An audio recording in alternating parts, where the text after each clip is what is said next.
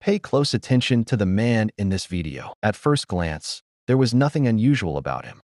He was well-dressed, confident, successful, the kind of man people naturally trusted, the kind of man who could walk through a crowded shopping mall without attracting a second look.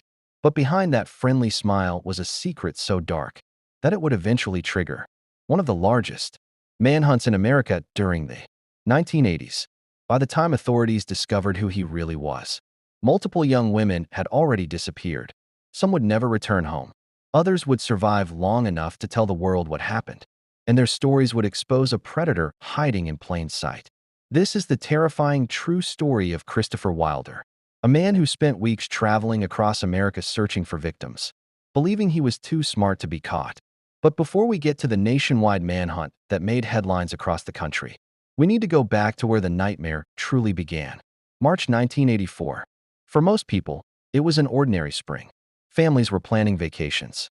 Students were focused on school. Life carried on as usual. But somewhere among the crowds, Christopher Wilder was hunting. Unlike many criminals, he didn't rely on force in the beginning. He relied on trust. That was his weapon. He understood something most predators never learn. People are far more vulnerable when they believe they are safe. And so he created the perfect disguise. A successful photographer, a man connected to beauty pageants, a professional searching for new talent, to young women dreaming of careers in modeling. He seemed like an opportunity. To Christopher Wilder, they were targets. One of those targets was a 19-year-old college student named Linda. Linda was living what many would describe as a normal life. She attended university. She had a boyfriend she loved. She had plans for the future. Nothing about that day suggested her life was about to change forever. On March 20th, she visited a local shopping mall in Florida. Like thousands of other shoppers, she expected to spend a few hours browsing stores before returning home. Instead, she unknowingly crossed paths with a predator. While walking through the mall, Linda was approached by a stranger. The man introduced himself as a photographer. He complimented her appearance and suggested she had potential as a model. Linda listened politely but wasn't interested. She thanked him and continued with her day.